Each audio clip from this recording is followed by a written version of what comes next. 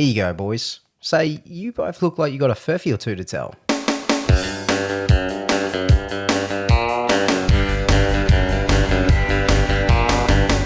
Hello and welcome to Crackin Furphys, where we crack a few cans over some cold ones and spill a few Furphys. I'd like to welcome to the bar a few very good friends. We got one of my best mates, Drew. Hello. And two of my other best mates, Tom and Dan. How are we today, boys? I'm not bad. I'm thriving better than a punch in the dick, my friend. I'd be concerned if you weren't. What about yourself, Dan? I'm quite alright. Don't have it quite as a refreshing beverage as Tom has, but I've got a cold beer ready to go. But I did see Tom just lift something to his mouth. What was that, Tom? It was delicious beer. Oh, that's excellent. For those playing along at home and can't see it, Tom just has a glass and he's wrapped a piece of white paper around and written delicious beer on the paper. And why would he lie on the paper to himself? I Exactly. don't know. Why would he lie? Lies are for nerds. You can see the glint in his eye every time he takes a sip. He loves it.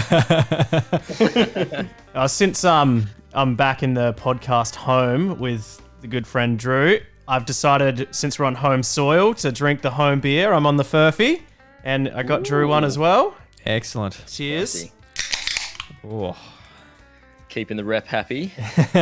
Now, He haven't seen that rep in a long time. He must have pissed him off. He's gone into hiding, I think. he'll I be think able I killed him with all my bad jokes. He's just died. he'll be able to come over I'm very eventually, I think, with the borders opening up. So Yeah. we'll Now see that- him again soon. He'll have to be double dosed though. If he's not double dosed, he'll still have to wait out a little bit longer. Oh, he's triple he's dosed not with Furphy. So If he's not double dosed, we'll horse drench him or sheep drench him and he'll be fine. Ivermectin. Horse drenching. There you go. We'll get Joe Rogan onto him.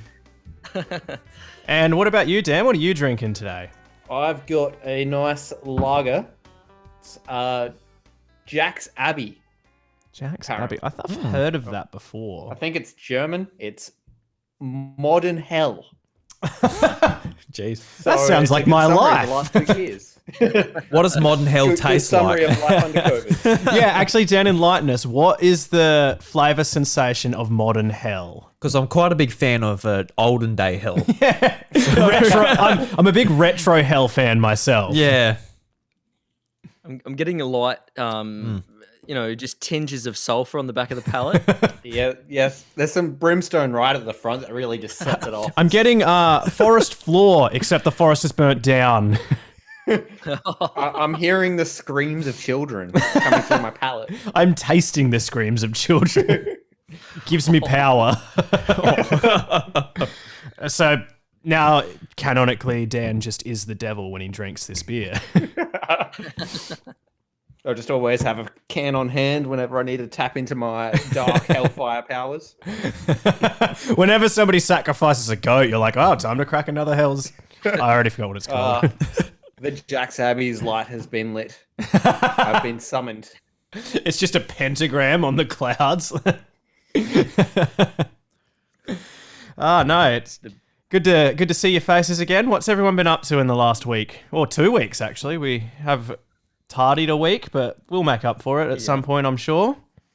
So we'll put some in the bank. I picked up Brilliant Diamond on Friday night, so my past weekend has been playing that mostly.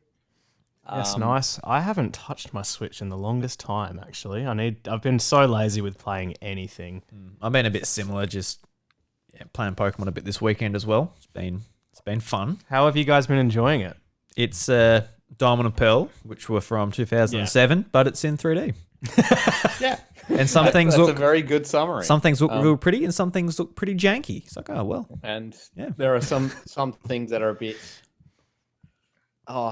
I don't like the lack of Wonder Trade because it's always fun just putting in shit and getting shit back. And I think I wasted about 15 Ultra Balls on a Scyther that was one level above my highest level Pokemon, which was very frustrating. They're hard to catch, aren't they, in the underground? Because they've done the same catch rates nerf that was in Sword and Shield, where if it's the Pokemon is above your highest level Oh. Pokemon, it becomes insanely hard. Gotcha. Right, Even if it okay. goes I forgot that was one a thing. level, Yeah. and it's extremely frustrating. I have enjoyed it. I never played the original, so I'm kind of going in blind. And just to touch on the jankiness that Drew was talking about, there's like one thing that I saw very, very early on. You meet the professor for the first time, and it looks like someone drove a crane into his face. Specifically a model 96 Toyota model. Yeah, you can really tell. Yeah. But other than that, it's been fun. Okay, so it's I'm only a me little that bit up- doesn't have it. Are you going to pick it I'm up, a little Ash? Or? bit- I think I will eventually, but I just honestly, like, I would have already if I had turned on my Switch, but I just haven't. I've been so lazy with playing any games. Because I was in WA until very recently, and the whole time I was there, I was mostly just catching up with people and stuff. I did have my Switch, and I didn't turn it on once, not even on the plane. So, Got things to do. It's all good. Yeah. You naughty girl. Speaking of technology in Western Australia, would you care to enlighten us onto something that you might have left behind there? yeah, so one of the reasons that we actually didn't record an episode last week was because I was supposed to be taking the reins for one.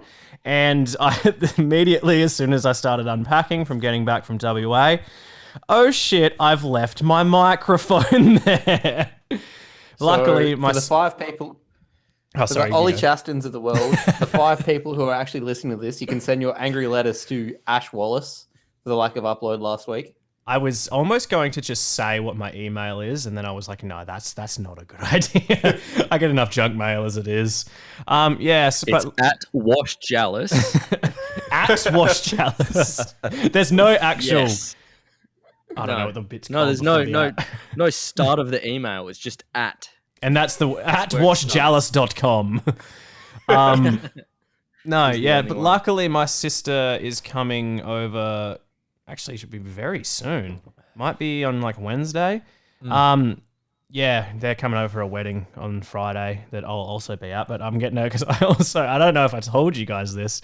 I accidentally left a load of washing there as well. I was like hung out and I say accidentally, it was my own stupidity. I forgot about it. I knew that it was there when I was leaving, but I forgot that it was in the wash until very close to when I had to leave to go to the airport. So I hung it out. It was still just like soaking wet when I left. I was like, well, this is Maddie's problem now.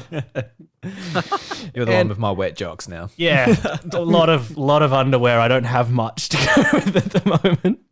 I can assure you the ones I'm wearing currently are clean though. Excellent. Mine Good to aren't. know. So I mean, they Makes were me until feel I got slightly here. happier for Drew. I pissed myself. So that's what I've been dealing with. I say dealing with, it's not been that bad. I undertook basic firefighters training. Oh, throughout that the sounds week last fun. week. so now you're a basic ass fireman. I am one basic white peach. Is Yes. one of the basic skills you have to learn sliding down the pole. Sliding up the pole. Oh, Sliding up the I mean, pole. Up and down the pole. Yeah, the instructor said I could do that for extra credit. but Because no. all of the firefighters I've ever seen have been dancing on a pole. So these were at strip clubs. They so- also didn't have the most protective uniforms on. Like, No. you would think a firefighter would have more than the tiny bit of clothing, but here we are. Yeah, like, Those sexy firefighters, curse them. but you are one of them now, the- apparently. A sexy I am. firefighter. I am qualified to go and help out any CFS brigade. Though I have a very specific one that I'll go and be working with to do with like plantation work. But yeah, it was interesting. Learn a lot about why fire actually does what it does. It does what it and do. how to put the wet stuff on the hot stuff. Spoiler alert: fire does the thing because it's very hot. Well, the interesting thing that I learned is when, say, you've got a fire burning, it's not the wood that's burning, it's the vapors that come out of the wood when it reaches a certain temperature that ignite. Yeah, it's the same with fuel, like petrol. If you light petrol on fire, it's not the actual liquid petrol that's burning, it's the vapor that's evaporating off the petrol that burns. See, I'm stupid and I didn't know that. I didn't know that about the trees, but I knew that about petrol. I assume it's just like the same principle. I did also read something once. I don't know if this is actually true, but there's like, I think it's with the dive bombers where they drop water onto fire from jets or whatever kind of planes they are. They actually use a wetting agent on the water to make the water wetter. Yes, no, that is correct. It just sounds so weird. Isn't like water the wettest thing that there is because it's Apparently water? not. It's to do with when they depending on what they're doing. If it's like on a canopy on like a preserve or something like that, they'll use like a gel. So when the fire rips through underneath, the gel breaks down and releases more water. So it's like getting attacked from the top and the bottom. Oh, okay. That's actually quite Or clever. if it's on grassland, they use a foam, which it's something to do with that spreading out the chemical chains in the water to help it seep into the like grass and the ground to increase the moisture, so very it's harder clever. to burn. Yeah, they're smart cookies for as like crusty and old and. You're a sexy enlightened firefighter. I am now. I've got the 5.5 workbooks to prove it. I did a CFS course a year or so ago. I remember at the start, one of the blokes was like, "What the fuck do you need to know? Just spray the water on the fire." Then after a 2-day course, we're like, "Yeah, right, it's a fair bit to it." That's the most like southeast farmer thing I've ever heard as well. Just spray the water on the fire. Well, that's the thing. We're literally all farmers there. Yeah. So, Put the wet stuff on the hot stuff. yeah, we're all good at that, aren't we, boys? Put the wet stuff on the hot stuff. I reckon. I've done it a few times. Yeah. Actually, I don't know that I've ever done that. I've probably sprayed water on a fire at some point. I don't know, when I was a kid. I usually just light them these days. When I was a kid, I used to like setting paper planes on fire and throwing them. That's what I used to do. I always had like, it was on the green grass. I had the hose going. You know, Oh, okay. Like I was prepared. I wasn't just You're gonna, just like throwing them at people as they walk past or something. no. Just sound like a yeah. second story window, just, like, sitting over like Throwing 'em in the six hay. miles. into dry bushland. Yeah. No, I was I was like, always here, very here safe comes about it. little Jimmy. Don't like little Jimmy. You're gonna peg him with a paper plane on fire. No, Drew's business card is like There's nothing it's got a sinister about it. podcast on the top, and then underneath it's like amateur arsonist. Yeah, no, I played with fire a lot when I was a kid. You know, a single child with just out there by myself. I did a lot of things to entertain myself. We've got like the spray paint where you know, you mark sheep on the head depending on like what color, and you use it for that. And I used to get them, get a cigarette lighter and just use it as a flamethrower. Just go around and Is this burn something stuff. you're gonna pass down to your own son? Probably not. You might find out through just being bored himself. But No, I think I was the You same, and I wasn't even an only child. We used to play with fire a lot. I don't know why fire is so enthralling to children, but it definitely was to me when I was a kid. especially boys, just boys just remember, like well- destruction. Yeah, I think that might be it. Just Like, picture when you Elmo first in get front of the access to the- flames. Like when you first Yeah. get access to the Bunsen burners in high school, it just becomes like all out havoc. Yeah. Everyone just starts melting whatever they can get their hands on. That it always scared me a little bit because just the idea of all of those access points just going back into a gas tank, I'm like, yeah, I'm not going to fuck around with this. You were probably the only one that didn't, though. I think Yeah. everybody in my classes, as soon as the Bunsen burners came out, were just setting each other on fire and shit. Like the Bunsen burners, like the single ones you had, they were fine, but the ones like built into the desk, Yeah. we had ones that were built into the desk, and all I could imagine, which is true, this is how they work, just like all the pipes, like just how much gas is going into that room. It's like how there's things about where I think it's like when you spray deodorant into a flame, the flame can actually go back inside the bottle and make it explode. Can get sucked back in and explode in your hand. So Yep. Yeah, well, that's not much fun. That's not the kind of destruction I was not at all. after. which is what could have happened when I was doing the spray paint, but Yeah, I've done it with deodorant a few times. I always made sure like put the flame out before you stop spraying. yeah, you are. Otherwise, yeah. otherwise it will like if you just let your finger off, it could potentially go back and go boof. Go kablamo. Speaking of going kablamo, I think it's time to crack some Furphys. What a segue. We do this every week. We ruin his perfectly good segue by saying how good it was. Time to explode a Furf or two. We'll get to the point eventually where it's just like just a nice subtle nod, and Dan will know, like, yeah, It's my time. my time to shine. Kablamo. Well, Dan, since you're so keen, would you like to go first? I will take the honours. Story number 1. Grandmother issued with a restraining order to stop feeding carrots to sad horse. Poor horse. Was it sad? We'll get into that. Story number 2. Goose causes Portland Sea Dogs baseball game to be delayed, attacks pitcher. And story number 3. Hokkaido City deploys a monster wolf robot to scare bears away from residential areas.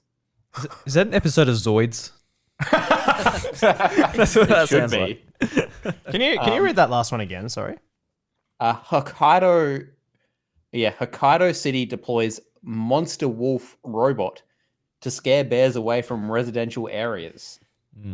Yeah, that's an interesting headline. If I was a bear and I just come across like a big metal robot wolf, I'll be like, yeah, no, fuck it, I'm going back to the woods. The bins aren't worth fighting that thing for. This is exactly how Horizon Zero Dawn began. Just start off trying to scare off the bears, turns into an apocalypse, and America's overrun.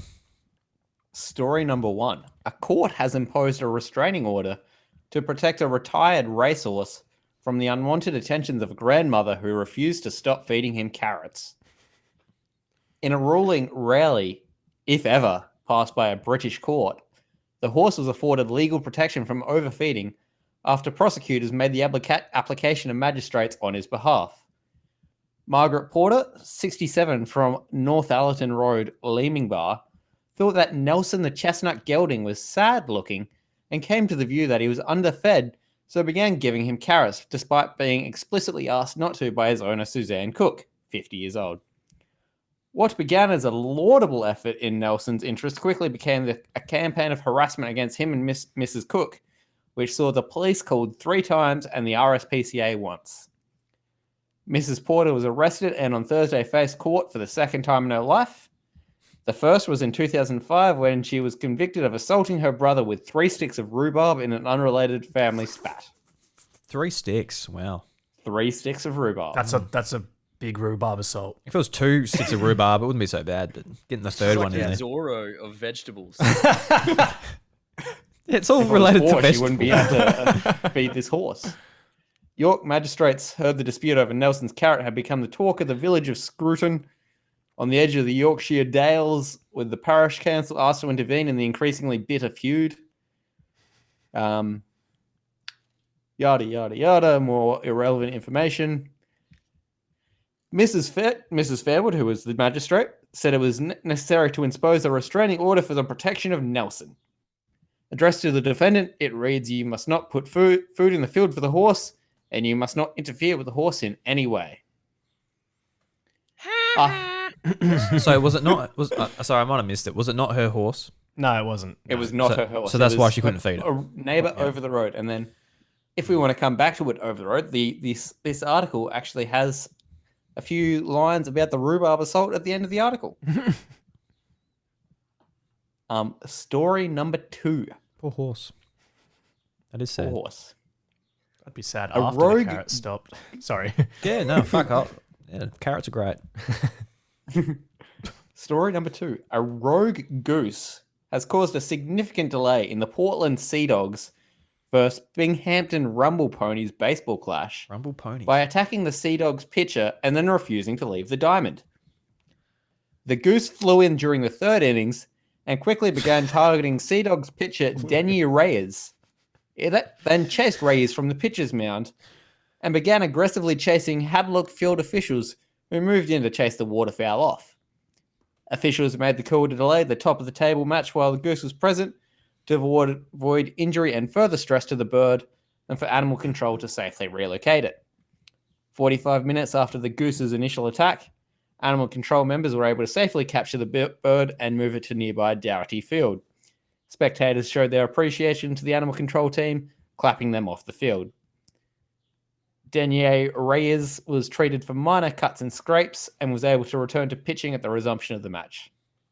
The interruption turned out to be a bridge too far for the Sea Dogs to overcome, losing to the Rumble Ponies 6-4. They play the Erie Seawolves at UPMC Park in a clash of the nautical canines this coming Saturday.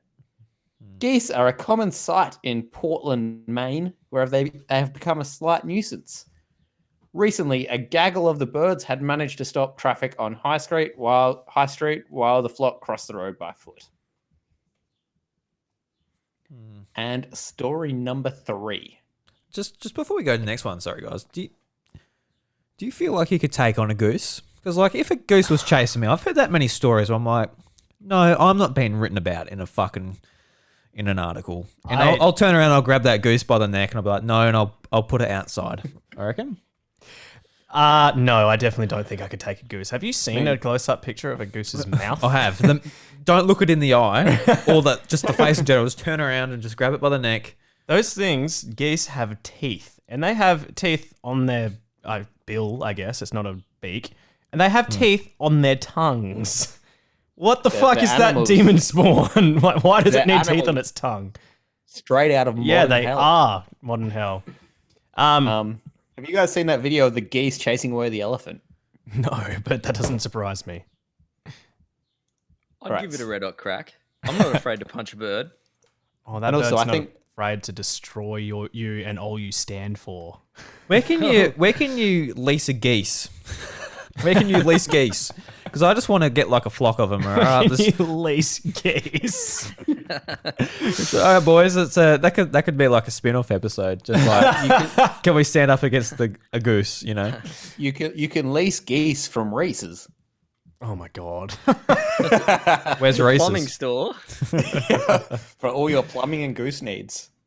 You can lease some Reese peanut butter geese. Geese's pieces. Reese's Geese's pieces. Chocolate covered geese bill. Oh god. All right, Dan, I think we should get some information on that third story. Yeah. Story number 3. A wolf robot that can roar and flash its eyes red to scare off brown bears entering populated areas has been introduced in the city in Japan's northernmost prefecture after a steep rise in sightings of the bears in residential parts of the city. The monster wolf, developed by a firm in the Hokkaido town of Nai and others, was installed by the Takikawa municipal government in September in a bid to avoid friction between residents and bears. The initiative marks the first time for the mechanical wolf to be deployed in front of general housing, and since its arrival on the scene, there have been no eyewitness reports of bears. An individual connected to its installation said reassuringly, at the very least, it's effective at making residents feel at ease. The robot was developed through a cooperative project involving the company Otai Seiki, a precision manufacturing machinery maker in Nai, along with Hokkaido University and Tokyo University of Agriculture. When its infrared sensor detects a wild animal or human is close by, the robot shakes its head and lets out a roar to threaten anything in its surroundings. At present, a total of 62 monster wolf robots are in use from Hokkaido to the southern islands of Okinawa to ward off deer and wild boars that target farming produce. The contraption will serve until early mid-November before the bear's hibernation period and will be put on the lookout again from the spring. Yuji Ota, head of Otasaiki, said, "We want to let the bears know human settlements aren't where you live and help with the coexistence of bears and people." So it's just like a modern day scarecrow, pretty much. Scare bear. Or if you guys remember that episode of The Simpsons, it's just Lisa's bear chasing away Rock. All right, well, Dan, I can't believe that one of these stories, or only one of these stories, isn't true. They all sound completely made up to me. You've done really well this week, I have to say. Yeah. It's I'm leaning towards 2 or 3 because I think that people are funny enough about horses that could be true. But that just probably means 1 is the Furphy because I'm always wrong. Yeah, does Dan come up with a story just been like some woman fed a horse and she went to court? Like, out of all of the 3, out of like that one, a goose attacking a baseball pitcher and Japan making it animatronic wolves to scare away bears. Like, that one seems so far down, but it's also still disbelievable enough. It's just so silly that it happened, if it happened. All right, the goose one, I just feel like is a red herring, just because Honk. honk. Nah, okay. I'm just gonna stab because I always think about it too much. I'm gonna go with number 1, just because I think you'd have to feed a horse a fucking lot to then have the RSPCA called. yeah, well, unless it's just a real lazy horse and doesn't I burn off guess. any fat. Just wants them fucking carrots. Something really sweet about feeding a horse carrots, you know? It's just nice. You know, you're there and it's just crunching and it's just nice ASMR, if anything. I'll listen to horse ASMR, just crunching carrots. I'm sure it's out there. Some Twitch streamer went out there with their microphone and just, We'll get one on almost the be next certain that episode. would happen. yeah. Well, I don't have a horse. Do any of you guys have a horse? Oh, we used to have horses. We don't anymore. I have access to horses. They're just not mine. I also have access Don't to feed horses. them too much. You'll go to court. Only if I feed them carrots. Also, I just I remember you saying in the first story that the town was called Scruton, and I was like, Scruton, that's weird because I'm going to scrutinize this story. Just a shit dad joke. Yeah, no, it made me smile. I'm going to go story number 3 because, you know, why not? Dan's done a great job this week and I've just got to take a shot in the dark. Well, now I've left it till last to guess, so I'm going to have to do the cheap shot and go 2. Oh. So They're too good not to know. I just saw the look on Dan like, fuck, come on. So we've just covered our bases here and we got it. You guys have handed Tom the correct answer by letting him go. Oh, no. Story number 2 is the Furphy. And Tom strategically loaded the bases for the baseball story. Ah, you see? Now that's a frothy firth. Very nice. would you like to hear more about Mrs. Porter assaulting her brother with rhubarb? I would love to hear more about Mrs. Porter assaulting her brother with rhubarb. Give me that rhubarb. In March 2005, North Allerton magistrates heard Mrs. Porter lost her temper after her estranged brother William laughed at her while driving past in his Land Rover in Askerig, Wensleydale. She flung 3 sticks of rhubarb from her cottage window, catching him in the right eye with one of them, which is a bloody good shot. From a moving car. That is unreal. Was she the pitcher that was then chased off by the goose? If not, she should have been. She's like Robin Hood just going at people with rhubarb. Just fresh produce in general. And then she was ordered to do 40 hours of community service and barred from entering property belonging to her son, with whom she had also fallen out. Oh. Funnily enough, after assaulting him with rhubarb.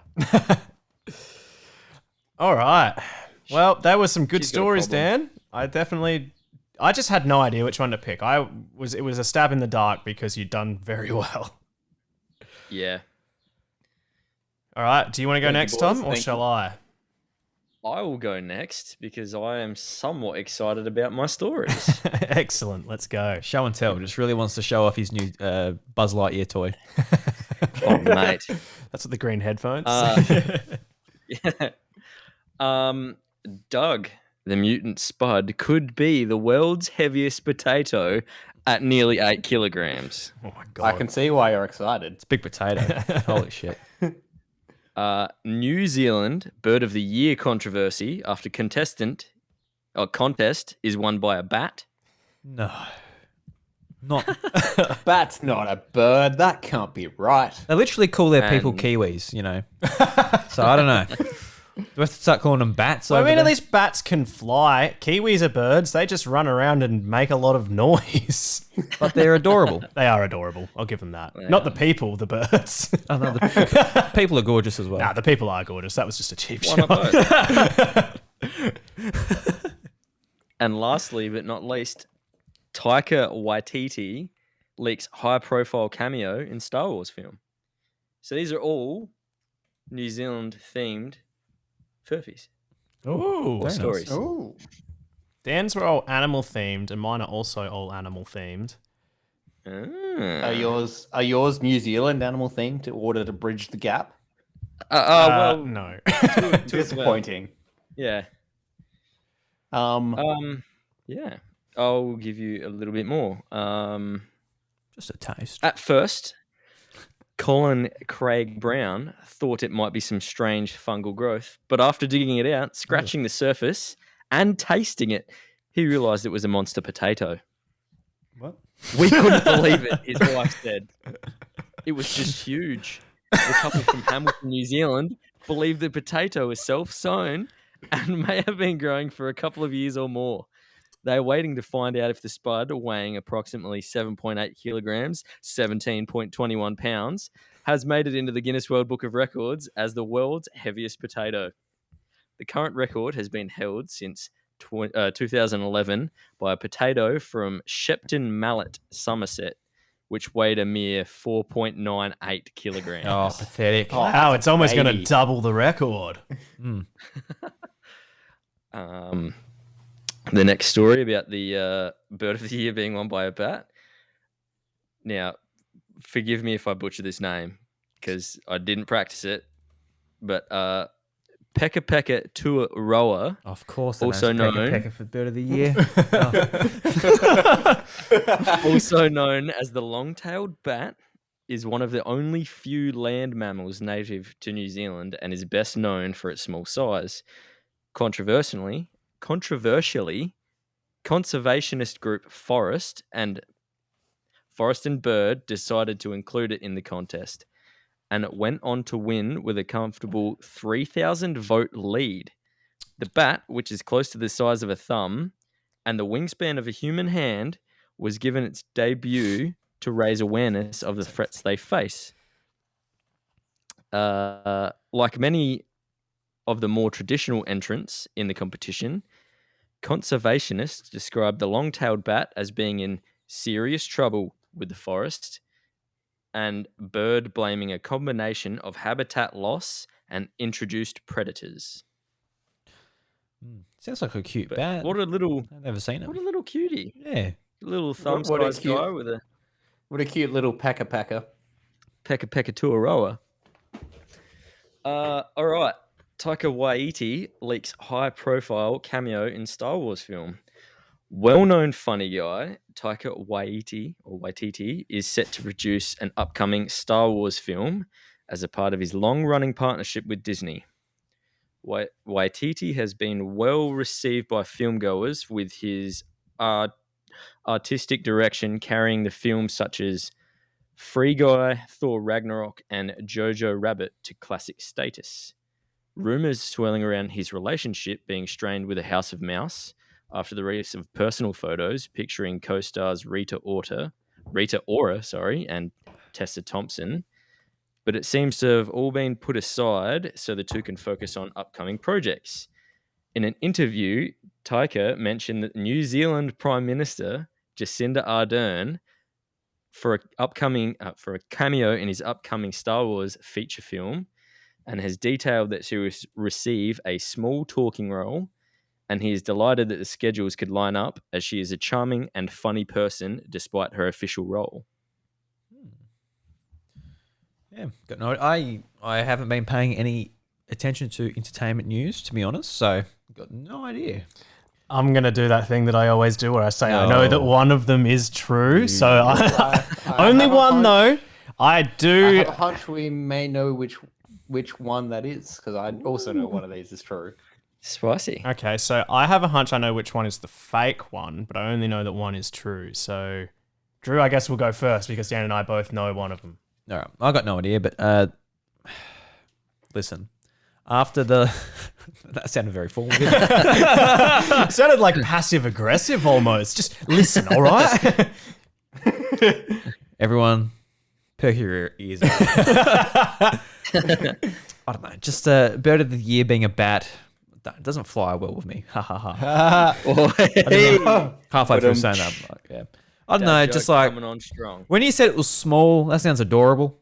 Like, you know, bats are cute until they sort of open their mouth, and it's a bit sad. Just like children, really. until someone eats them, and then we're in a 2-year-long pandemic.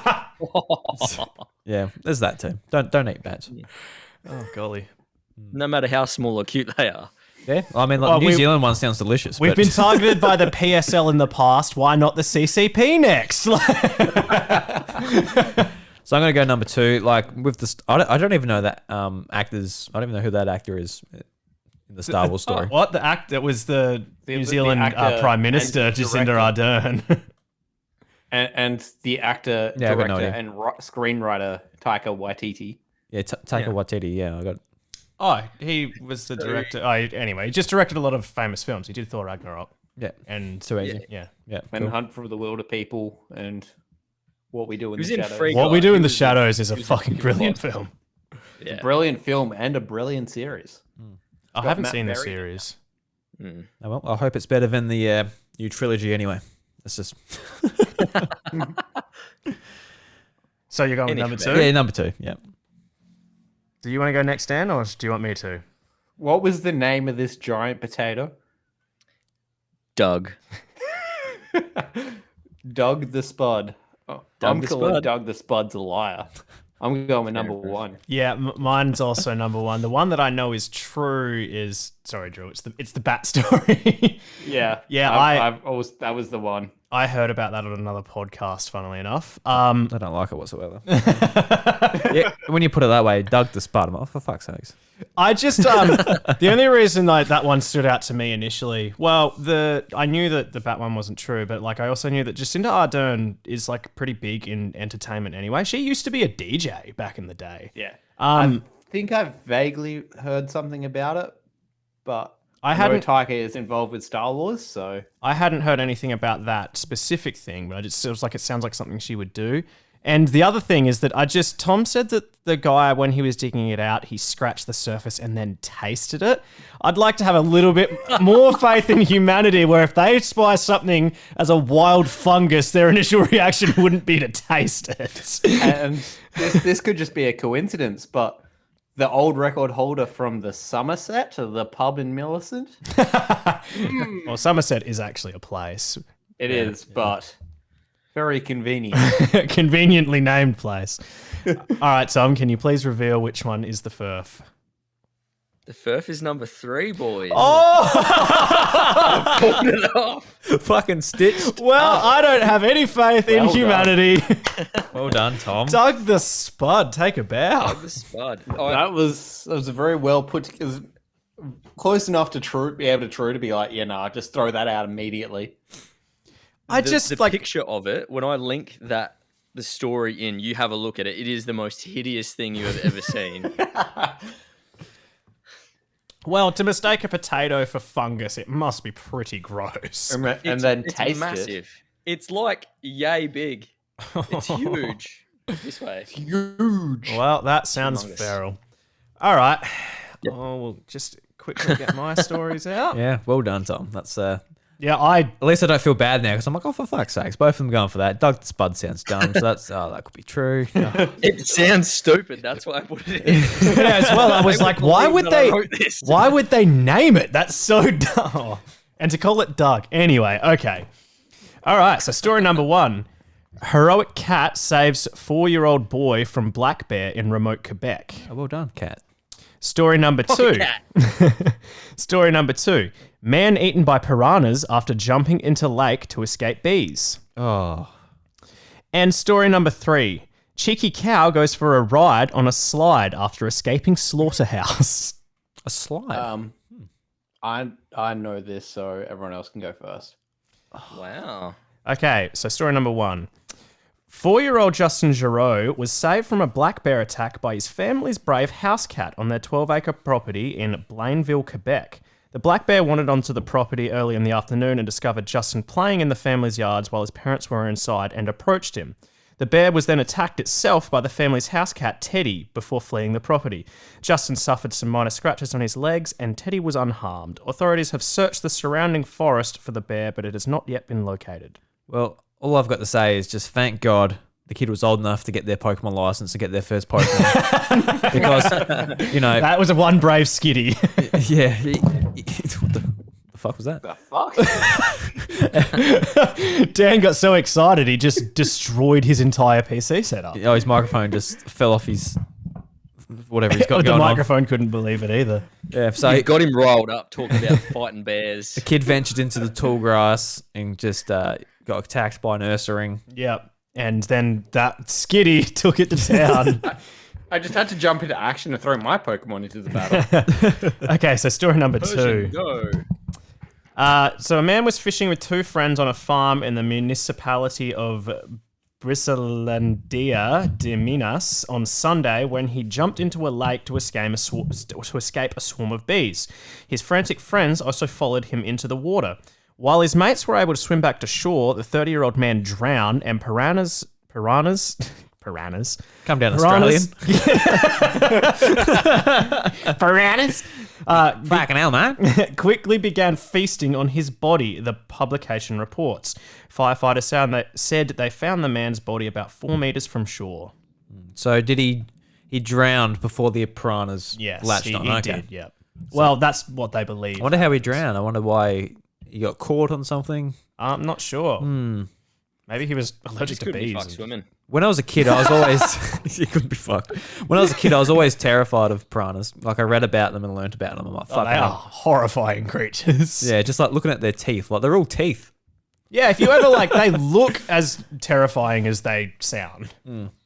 So basically, just don't go for a dip in the Amazon. Yeah, pretty much. You will get eaten.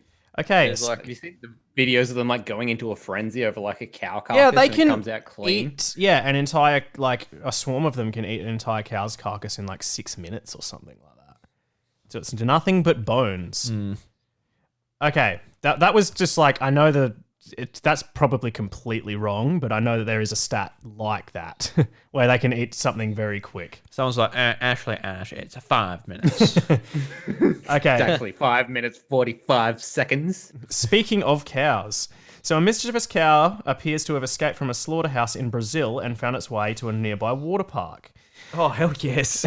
But though it managed to escape death, the huge animal risked collapsing a tall flume which had awkwardly trotted down on its knees. Luckily, the slide, reportedly only designed to hold 450 pounds, held firm under the cow's roughly 700-pound weight. The animal's unlikely dash for freedom had a happy ending 500 miles west of Rio de Janeiro, where the ranch owner adopted it and named it Taboga, which is slide in Portuguese. Oh. It's a sweet story. It's probably fake. I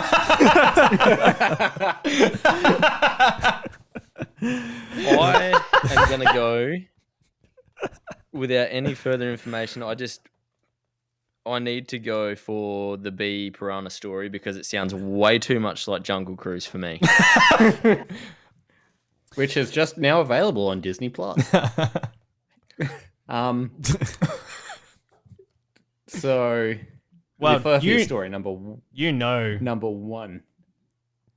Okay. Well, I've seen the video of story number 3, and I was going to use story number 2 as a story myself. oh, there you go.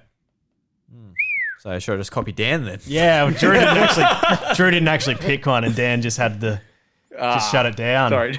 Oh, you can pick a different one if you want. A good 3 will have all the bases covered. Well, I'm glad number 3 is real. I reckon That's like quite trying sweet. to run to 3 when the guy's standing there with the ball waiting for you to touch you with it instead of just getting on the base. No, fuck it. I'll have a go. Why not? Give him a shot. He might drop it. Yes, well, I can confirm that the Furphy is obviously story number 1 then. Oh, yeah. Got it right. Yeah. What would you have said? I was going to go number 2. Oh, okay. Just I was gonna go number 2 because it's like, you know, when you're making up a furphy, you're like, oh, we're gonna go bees or piranhas. Like it's like, you know, something. I'll just do both. Yeah, but then I was disappointed that he drowned beforehand because it's not as exciting. As I was excited. He drowned before he was brutally mauled to death by I nearly said piranha plants. too much Super Mario going on in that's your head. it. I'm just looking at your shirt. Yeah. Yeah. No, because, you know, you're escaping the bees and you jump to the water and you submerge, you're looking around like, oh, a bit of relief's coming, but it's like, wait a second, what's that? It's just a The Jaws theme starts playing through the water. like, oh God, what's that sound? It's very clear. Good bass. So Someone bring a cello in here. Boredom. Yes, there was no. Everything's going according to plan. Oh my god. Ah, that's a. So anyway, going forward, we're doing this podcast with 3 people. Yeah. No, yeah, there was no brave house cat named Teddy. I made him up. Yeah. That's a I shame. was That's almost a cool going to say story that too. because Teddy and Bear was like, oh, that's just too cheeky. Honestly, I didn't even think about that when I wrote it. I was like, what's a funny name for a cat? Teddy, that'll do. No, Frank. And I also just had this Yeah, moment when I was cats. reading it, and like the headline I've written down says 4-year-old boy, and I'd written that, but then I changed it in the actual bit that I'd written out to 6 because I was like, oh, it sounds more believable to be playing in the yard by himself if he's 6 than if he's 4. But I'd left it as 4 in the headline, and I said that. And I was like, oh shit. No way, man. I let my 4-year-olds play out in the road. Oh god. Not even just No the risk, road, just no like the reward. highway or something. Oh golly. Well, that was a good round of Furphs, boys. That was. I didn't have it around this week. I didn't feel up to it. That's why Ash is hosting. So thank you. That's- Thank you very much, friend. That's all right. I understand everybody has ups and downs. Yes. The last week's been a bit shit, but I'm glad I got to spend the evening with you boys, talking some Furphys. It's always a pleasure just to talk shit with you guys. I wouldn't have it any other way. Yeah. And to crack some cold ones along the way. Oh, And to crack into some modern hells with you boys. Some delicious beer. Oh, no, I'm sure that Drew's going to have no shortage of great audio grabs to name this episode after as well. There's been some good ones. Reese's, I Geese's, Pieces. might just be lazy and just call it delicious beer. Delicious beer is is still a good one though. What was Or, I mean, or why even not? just modern hell. yeah Modern delicious beer hell. Scratching the skin surface and tasting it. Oh yeah. Norman the overfed horse. Assault with 3 sticks of rhubarb. Rhubarb pitching assault. Well, anyway, we could sit here naming this podcast all night, but I don't think we're going to speak to the rep again. He's still locked away in He's still Victoria. scarred The from- borders are still closed. Yep. He's still scarred from all the dad jokes we told him as well. I don't think he ever wants to see us again, to be honest. Nah. No, he's moved on I'm to like sitting the next podcast. He's going to sponsor that, which is breaking Carlton Dry. I don't know.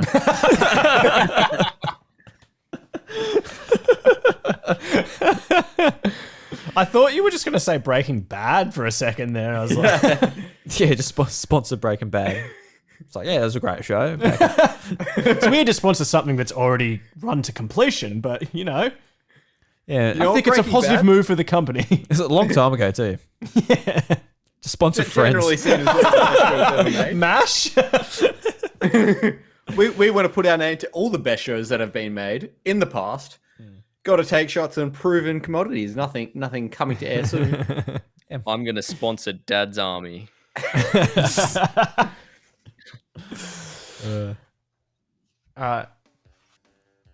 Boys, I guess we'll.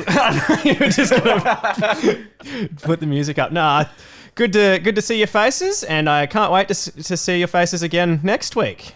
And I will Yeah. talk to you Bye-bye. between then, I'm sure. So there you go. Are we going to get a few bars spit here or what? I think we'll let that go this week. Well, there was a horseman. No, man. He ate way too many carrots and went to court. The horse went to court. This is the Netflix adaptation, I think. BoJack Horseman just got very real. God damn it, Margaret! Stop feeding me those carrots!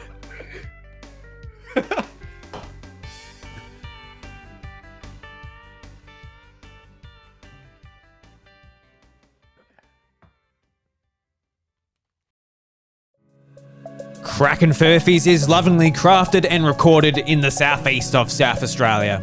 The show is produced and hosted by me, Drew Agnew, and my co-hosts are Ash Wallace, Daniel Treadray, and Thomas McRobert. If you enjoy my work here as well as on my other podcasts, The House of Mario, Encore at The House of Mario, and A Drew Story, help spread the word by sharing us with a mate or leaving a 5-star review on Apple Podcasts and Spotify. If you would like to show further support and help me achieve my goal of freeing up one working day a week to spend more time refining and creating podcasts, please consider checking out patreon.com/idruby, where for only $1 you get access to my secret recordings where I share everything behind the scenes. A big thank you to the legend DJ for supporting the content at the podcast producer level on Patreon. From the bottom of my heart, thank you.